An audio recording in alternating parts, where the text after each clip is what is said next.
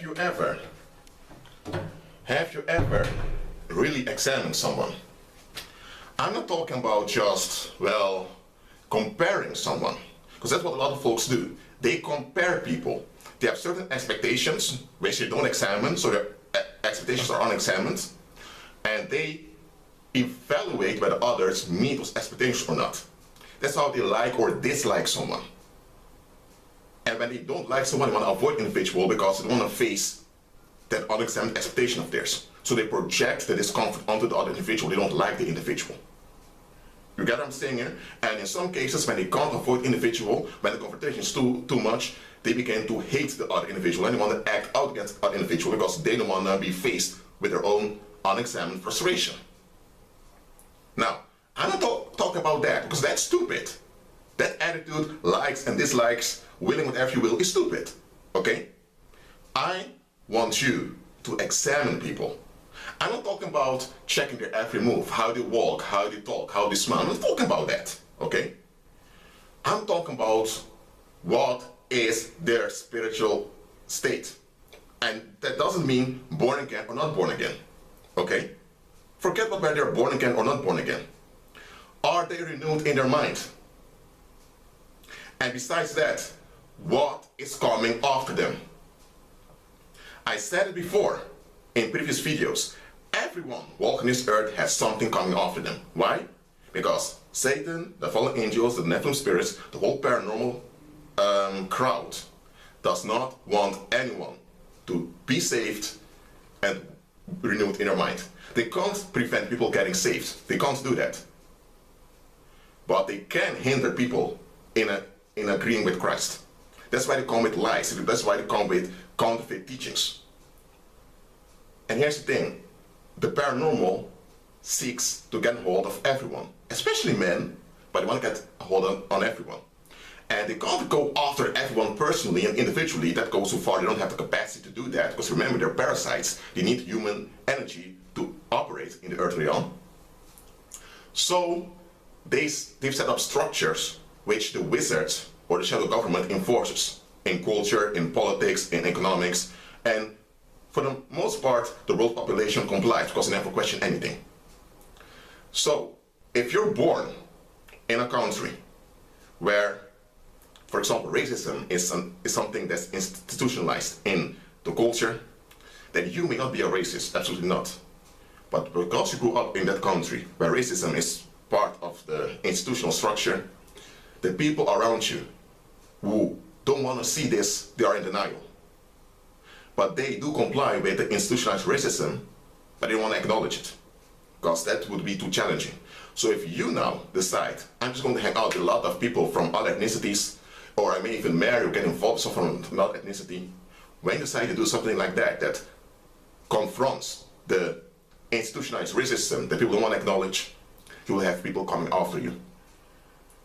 Not all will come after you directly, with physical confrontations or with guns, but people may tend to become upset with you. You get on the psychic attacks. Why? That stronghold of racism is coming after you. Not because you're racist, not because you agree with it, absolutely not, but that is where you grew up under. And those that enable it don't want you to get rid of it, because that would reveal their cowardice. So now you will have racism coming after you through the affliction of the common people that deny and therefore enable institutional racism. You get what I'm saying? Okay, something else. Let's say you're from a household and your father was a very disliked figure in the community. People just couldn't stand him, and you're his son. You just look just like him. Everyone based in the community based their identity that they're not like that guy, Joe. Let's say Joe was a drunkard, or Joe used to scream a lot. You think, oh, at least you're not like Joe. You're a son of Joe. And not only that, you end up becoming an EU minister, somewhere in the EU, for example. You end up purchasing 2 houses. Man, you are very successful. But those other common people that something against Joe, they see Joe now being blessed by you, his son. And what happens to them? They're going to reflect back on themselves and think, hold on a minute. What are we doing? Our whole sense of self, of feeling good about ourselves, depends upon Joe being bad. But Joe is all right. His children are lifting him up. So what's going to happen? The people that have something against your dad now instantly will turn on you. They'll do witchcraft on you. I'm talking about ceremonies, literal witchcraft. Others will get involved in collective witchcraft, which is next meditation towards you. Some may even try to befriend you just to hijack or sabotage you. What's going on? Let's say you are Joe Jr. You are not Joe Sr., you're Joe Jr. Okay? So people that meet you will meet Joe Jr. Okay? But people associate Joe Jr. with Joe Sr. And it's the people where you grew up with, and the people that know Joe Sr. Now, let's say you're in China and you meet other people over there. They don't know about your father. They don't know about all that's going on. But if you have psychic rage, if you're the target of psychic rage, because people can't stand that you, as a son of Joe Sr., have devalidated their unexamined expectations, what's going to happen? The people that are in China may sense as if there's some tension around you. They will recognize it's not you, but they will sense there's something coming after you. That's what I mean with examining people. Someone doesn't have to be a bad individual. They don't have to be bad people.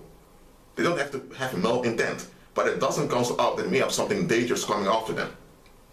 And by examining people, often you will figure out what's coming after them.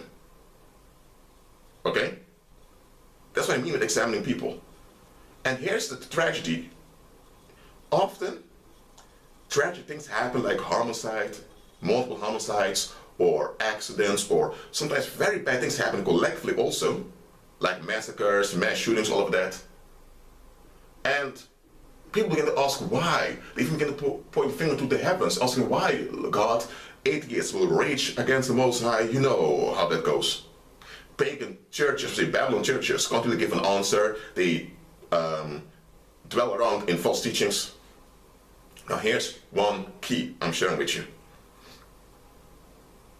By examining people, that means a spiritual state, you will see what's coming after them. Because remember, everyone has something coming after them. Satan cannot target everyone individually in a personal way. He can't. There are too many human beings walking around.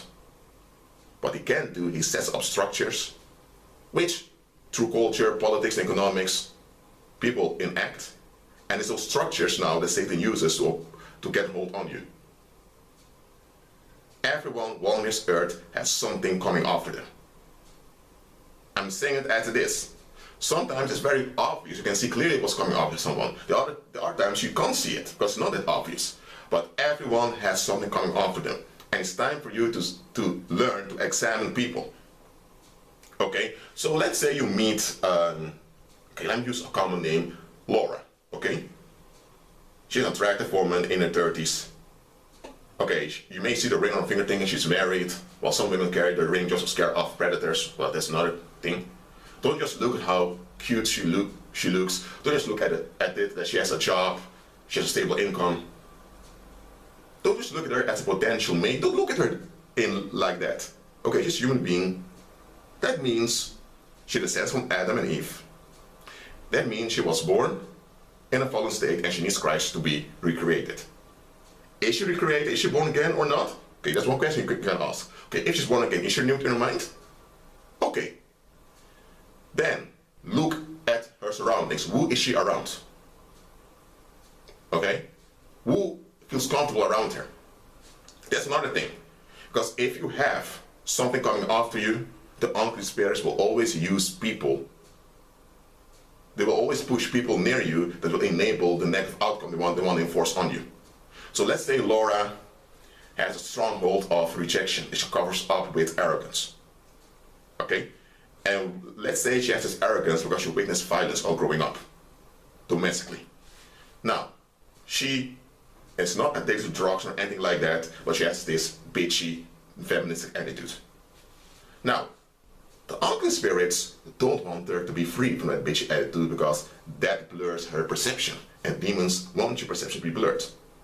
So the demons now, wherever she is, the familiar spirits follow her, and familiar spirits begin to draw energy from insecure women, often younger women than hers, college students, sometimes high school students, younger women, the evil spirits begin to draw from the energy field, and those women feel attracted to this Laura.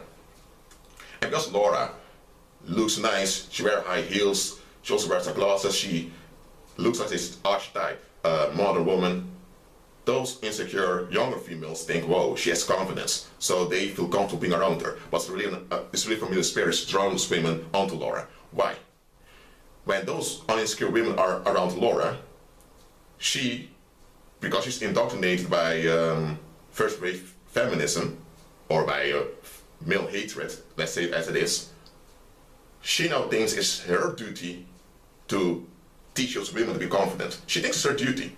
And she is not doing anything wrong. Her motives are not wrong.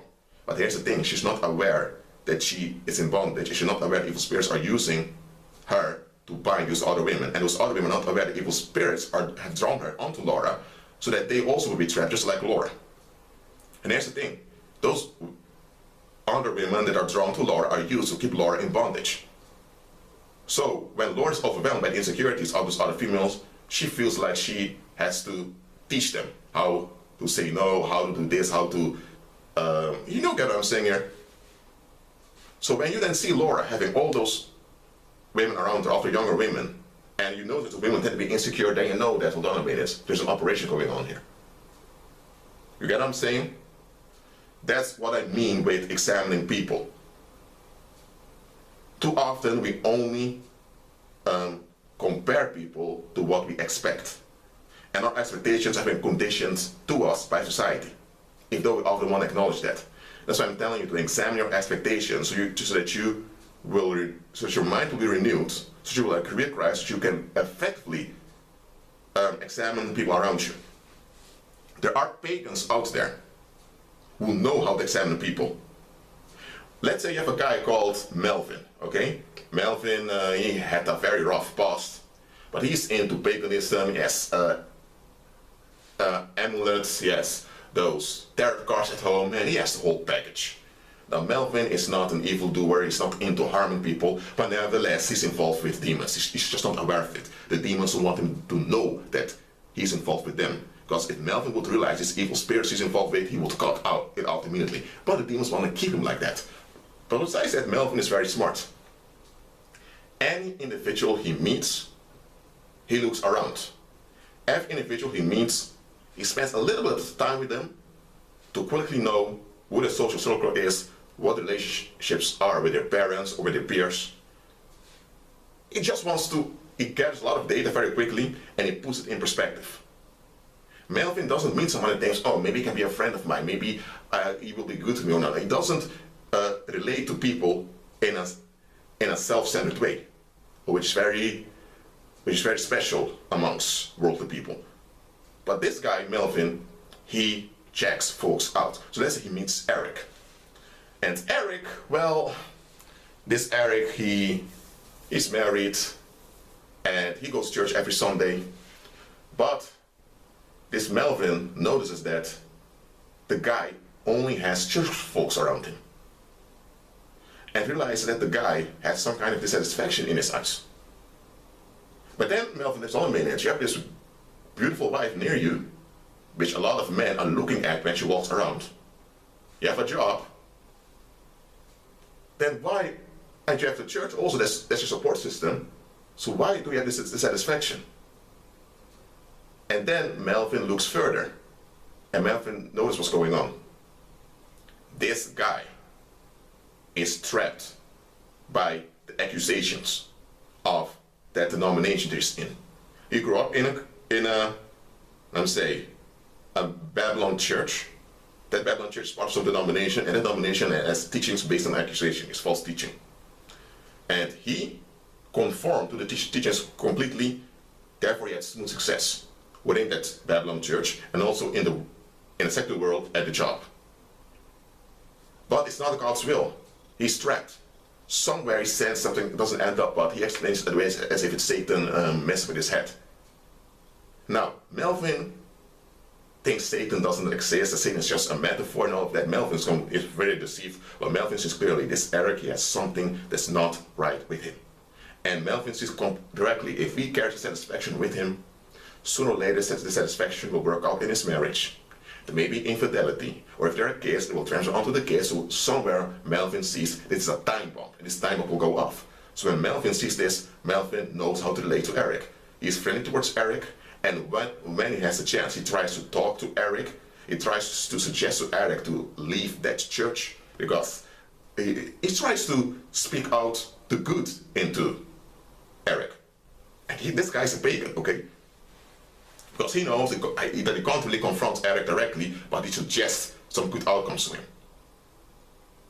But when Melvin realized that Eric is not willing to see things, he moved away, because he realized if this guy is not willing to notice things or to see true stuff, then he will only draw me into the negativity that's coming after him. So Melvin moved away.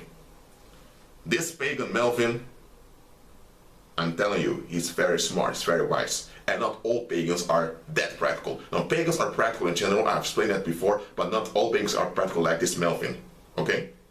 Now, I want you, believer, to be far more practical than Melvin, the guy in this parable. Learn how to examine people in a Christ-centered way. It's life-saving for both you and those around you. And it's not only about avoiding dangers, it's also about seeing opportunities. Pagan Christianity focuses purely on fighting the devil and to get relief from the devil. While real Christianity, agreeing with Christ, implies that you overrule the works of the enemy, and you trample upon the scorpions and serpents and the whole camp of the enemy, and that you enforce the rule of Christ on the earth by walking by faith. So, examining people in a Christ-centered way also implies that you see opportunities. That's what the apostles did.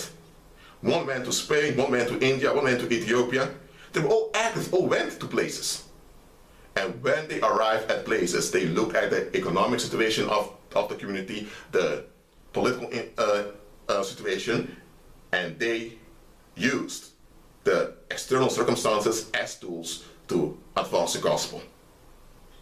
When there were strongholds of diseases, they would break those yokes and people would receive healing.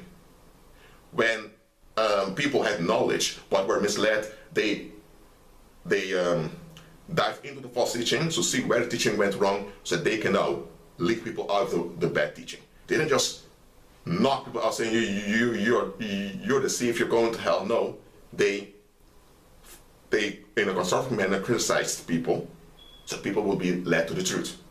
They examine people in a Christ-centered manner, and that's what you need to learn also. Well, I hope this video has inspired you. Remember, keep agreeing with Christ and be at peace.